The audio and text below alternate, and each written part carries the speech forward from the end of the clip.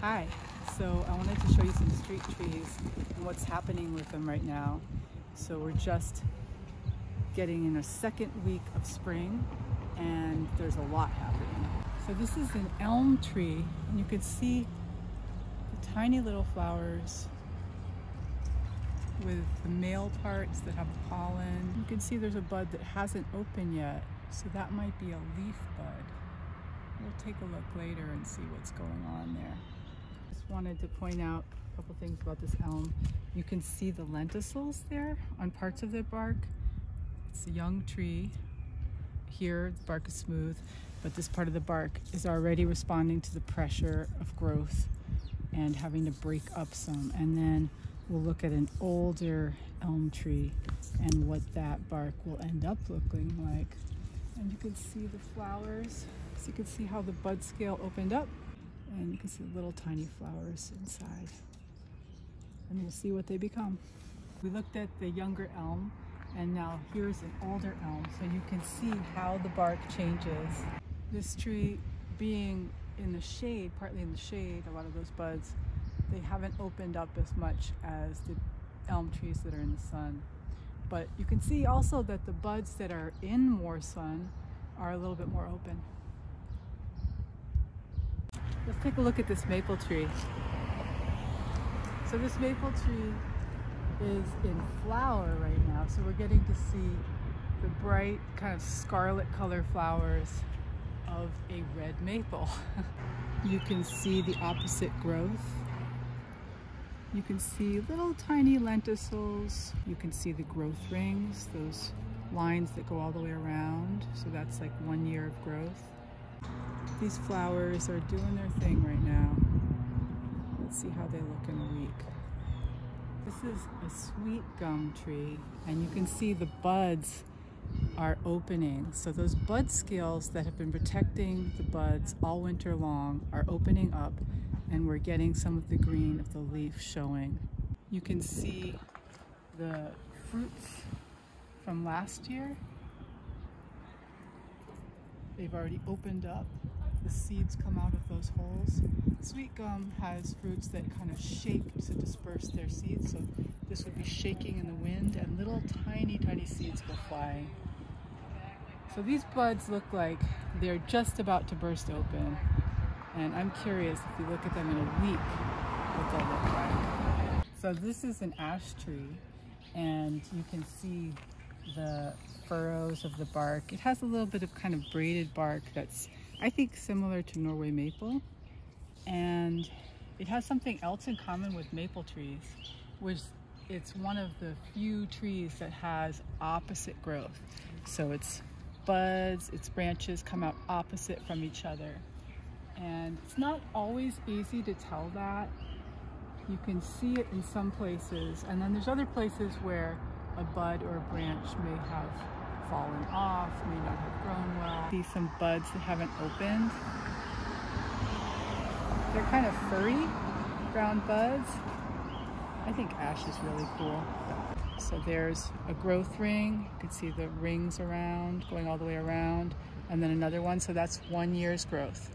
And you can see the scars where the leaves fell last year. This is another ash, and on this one you can really see the opposite growth. So you can see how the buds are coming out opposite from each other. The leaf scars right under the buds are also opposite each other. And that opposite growth is a really good way of identifying trees, since there aren't that many trees that have opposite growth. The ash tree, those distinct buds help you know it's an ash tree. That brown kind of fuzziness on the buds.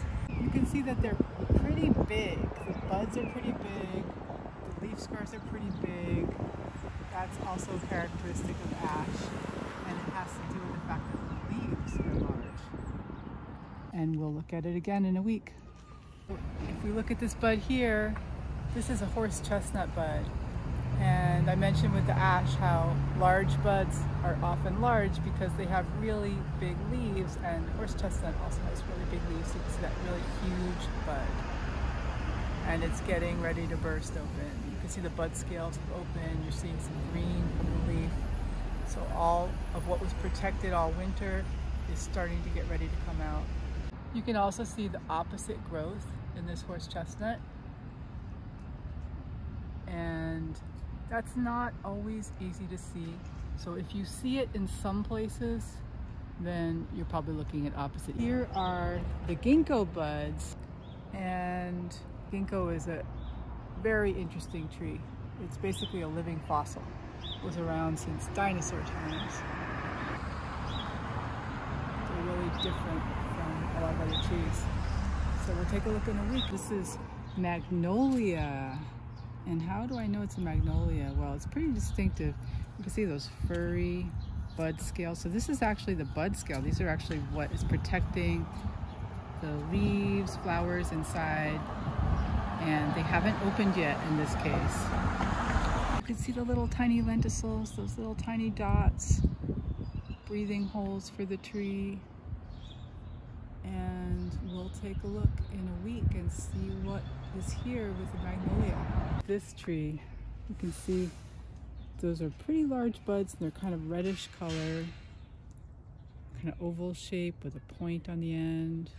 You can see the bud scales have not opened up yet, but they do have a little bit of green tinge. So this is a linden tree. And you can see the bark's furrows. They kind of have a river. Their bark helps protect them from disease, from anything that wants to eat them. You can see some buds coming out here. Linden does that. It kind of sprouts in different places, often down at the ground. So if you look down at the ground, it looks like it was trying to stump sprout, and they've been cutting it back, but you can see all those little tiny buds down at the base of the tree. So this is a beautiful linden tree. So we can come back and see what happens when those bud scales open. So let's take a look at this tree. This is a flowering cherry. It's an Asian cherry that has pink flowers. They're planted a lot on city streets because they're so beautiful. See those huge lenticels. They really do look like mouths, 2 lips. And that's basically what they are for this tree. It's breathing through those. This tree looks like it's not all that healthy also. You can see it's got some problems. So I just wanted to point out how resilient street trees are. It's had to grow around the wires. The roots of trees grow out about 2 to 3 times the canopy. So if we look up, I'm going to mark out where the canopy ends, where the drip line is. So it's about out here. It's completely covered by sidewalk and street. The fact that a tree can survive in the city is kind of a miracle. They have so little room to get the water and nutrients. They have the pollution. They have to be pruned radically to keep our streets and people safe. Street trees are chosen partly for that resiliency. This is a linden tree.